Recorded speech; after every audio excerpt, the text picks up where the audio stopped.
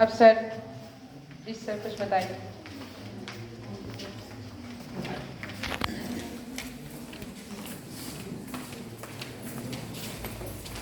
सबसे पहले यहाँ पे आए सभी स्टूडेंट्स को मेरा दिल से प्यार।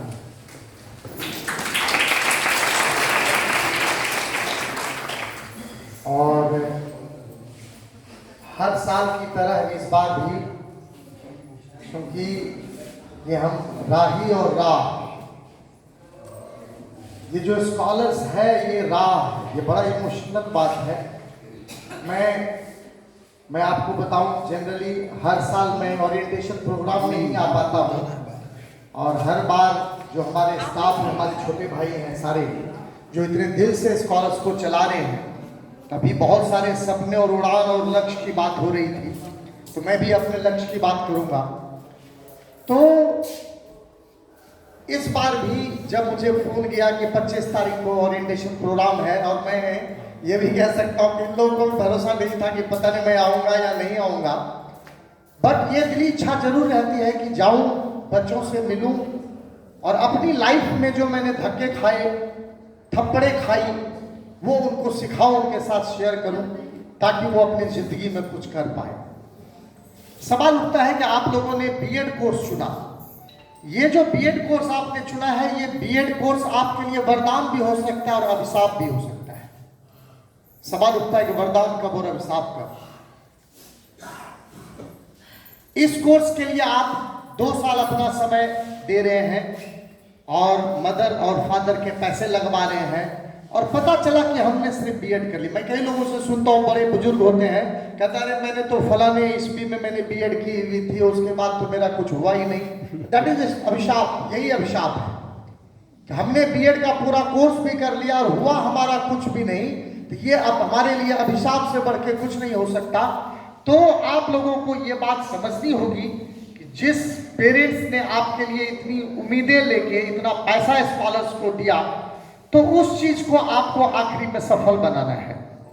और दूसरी बात, हमारी लाइफ में 2 चीज है जो हमारे वश में नहीं है। एक है हमारा जो बर्थ है, और एक है जो हमारी डेथ है।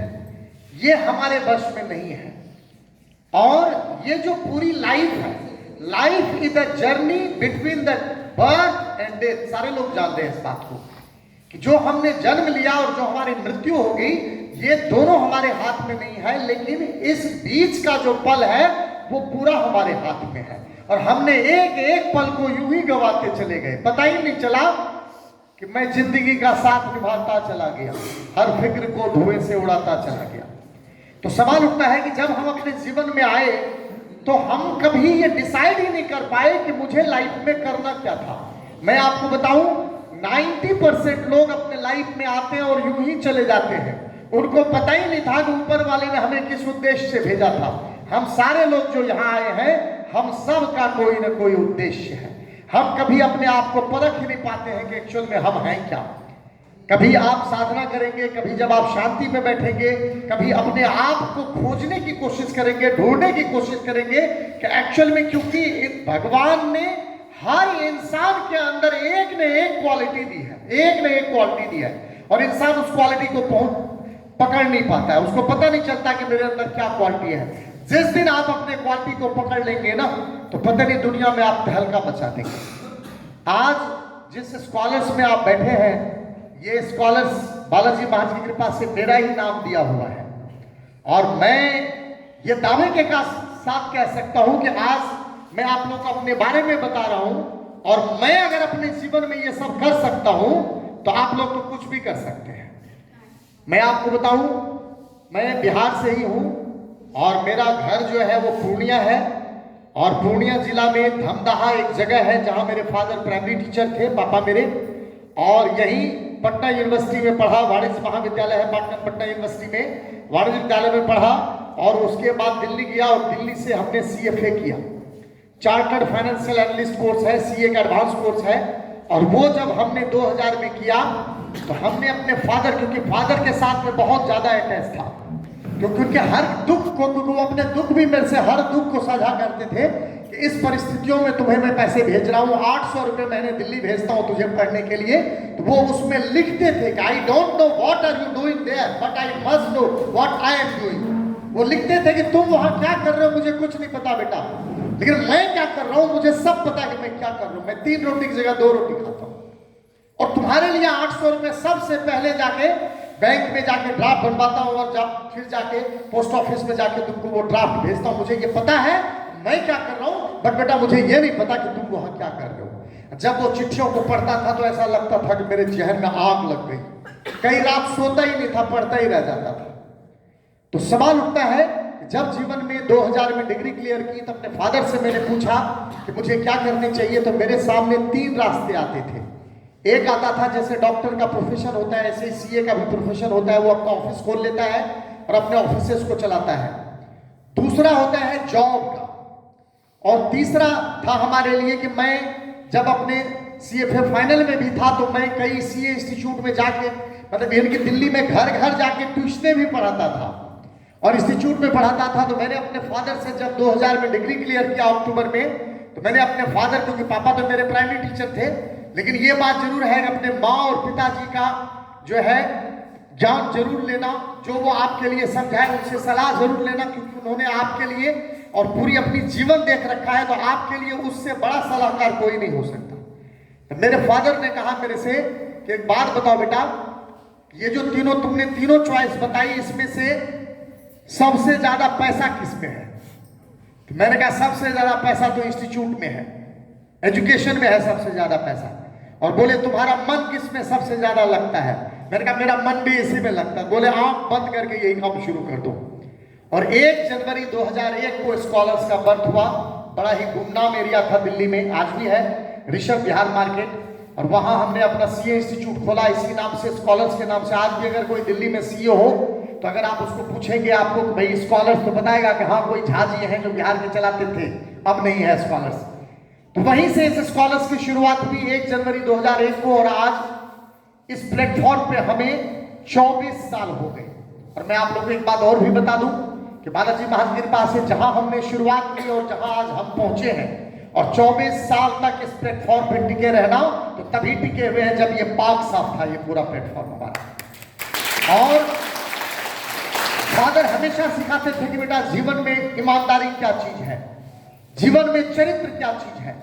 इंसान का अगर वो इंसान ईमानदार भी बहुत है, मेहनती भी बहुत है और चरित्रवान नहीं है, आप सब लोग तो खुद बहुत गुणी हैं और सबको देख के ही पता चल रहा है कि सब पढ़े लिखे अच्छे घर से हैं।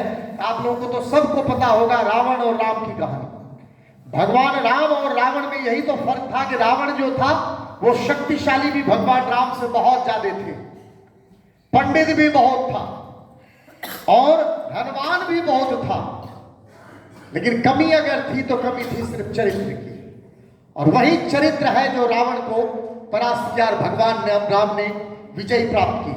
तो मैं आप सब लोगों को बेसिकली ये आशीर्वाद ही देने आया हूं कि जो आज बीएड में आप लोगों ने एडमिशन लिया है, तो इस एडमिशन में बीएड में अपने आप को वरदान साबित करना है, अभिशाप साबित नहीं करना, वरदान साबित करना है। और वरदान साबित करने के लिए कोई ऐसा भी नहीं है कि कोई 10 साल आपको बहुत मेहनत करने की जरूरत है, नहीं, सिर्फ 3 और 4 साल की कहानी है। 2 साल आप अपना बीएड करेंगे, बीएड करने के बाद जो सरकार के नॉर्म्स है आप लोगों को पता ही होगा, सब लोगों को सर बताएंगे, इन लोगों को ज्यादा नॉलेज है। तो एसटीईटी करना होता है, सीटीईटी करना होता है, और उसके बाद बिहार सरकार ने बीपीएससी का भी एग्जाम रखा हुआ है, तो बीपीएससी का भी एग्जाम देना है और बीएड को वरदान साबित करना है। और ये मेहनत कोई ऐसा भी नहीं है कि बहुत मेहनत करने की जरूरत है, ये 2 से 3 साल की मेहनत है। और यही मेहनत जब आप करके अपना एक रूप लेंगे जिसपे आपकी पूरी जीवन की जो गाड़ी चलेगी, उसी गाड़ी, जीवन की गाड़ी आपकी उसी पे चलेगी, तो आपको जीवन में बहुत आनंद आएगा। जहां तक टीचर का सवाल है, तो कई तरह के जॉब हैं, आप सब लोग जानते हैं, मैनेजमेंट की जॉब होती है, डॉक्टर्स होते हैं, इंजीनियर्स होते हैं, अलग अलग तरह के, लेकिन टीचर का अपना एक अलग रोल मॉडल है। मैं आप लोगों को बताऊं कि आप लोगों को भी कई बार याद होगा कि आपके स्कूल में बहुत सारे टीचर ऐसे थे जो आपको बहुत अच्छे से पढ़ाते थे और आज भी आपके लिए, आपके दिल में उनके लिए बहुत सम्मान होगा। तो जब आप टीचर बने तो अपना रोल वही रखें जो आजकल का जो सिस्टम चला हुआ है, प्रोफेशनल सिस्टम, कि भाई सैलरी आ रही है, कोई बात नहीं, जा रहे हैं नहीं जा रहे हैं, तो उस तरह से जीवन में आपको खुद भी संतुष्टि नहीं होगी। तो टीचर का बहुत ही बड़ा रोल है। टीचर का इतना बड़ा रोल है कि जापान के अंदर, एक बार मैं बताऊं आप लोग को, मैं कई बार बोल भी चुका हूं कि जापान के अंदर एक बार एक टीचर का जो है चालान कट गया, पुलिस वाले ने चालान कर दिया और चालान भुगतने के लिए टीचर को कोर्ट में जाना पड़ा। और जब जज साहब को पता चला कि आज हमारी कोर्ट में एक टीचर बैठा हुआ है, तो जज खुद खड़े हो गए। तो टीचर का रोल मॉडल ये रोल मॉडल है।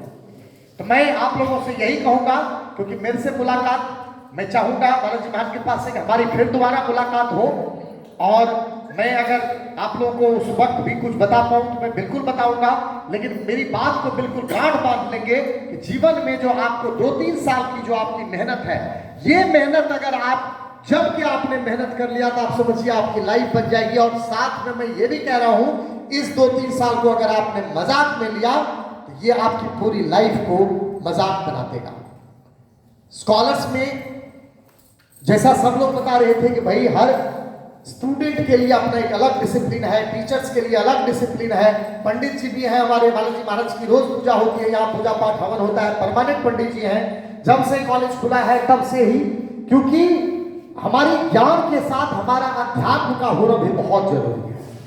जब थोड़ी आप स्पिरिचुअल होते हैं, क्योंकि मैं आपको बताऊं कि जीवन में जो सफल है, सफल के अलग अलग तरीके होते हैं जीवन में सफल का, लेकिन मेरा कहना है कि जीवन में असली सफल आप तब है जब मेंटली आप बहुत खुश रहते हैं, आपको कोई परेशानी नहीं घेरती, आप हमेशा प्रसन्न रहते हैं, तो पैसा से आदमी कोई सफल नहीं होता।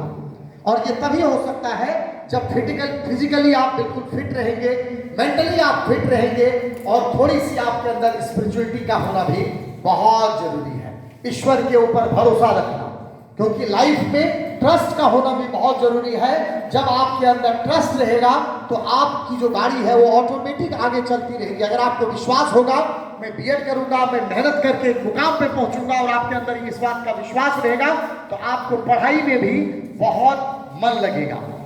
जरा मैं आप लोगों को अपने बारे में तो बता ही दिया जितना बताना था, जरा मैं ये भी जानना चाह रहा हूं कि इसमें जो बच्चे हैं, तो जरा बच्चे हाथ उठाएंगे कि 10 किलोमीटर सराउंडिंग से कितने बच्चे हैं जिनका घर 10 से 15 किलोमीटर है? जरा हाथ उठाएंगे। 10 से 15 किलोमीटर के रेंज में जिनका घर है। और पटना जिला से टोटल कितने बच्चे हैं पटना जिला से? चलिए, वेरी गुड। तो पटना जिला से अप्रोक्सीमेटली मुझे लग रहा है कि 80% बच्चे पटना जिला से ही हैं। और ये आप लोगों के लिए बहुत अच्छा है कि आप रेगुलर क्लास करें। और देखो, कई बच्चे होते हैं रेगुलर क्लास नहीं करते हैं, लेकिन अल्टीमेटली कहीं ना कहीं इसका जो परिणाम है वो भुगतना आपको ही पड़ेगा। क्योंकि परिणाम इसका क्या निकलेगा? यही परिणाम निकलेगा कि आपका रिजल्ट अच्छा नहीं होगा, और रिजल्ट अगर अच्छा नहीं होगा तो आगे आपका सिलेक्शन नहीं होगा, आपके सारे पैसे वेस्ट होंगे।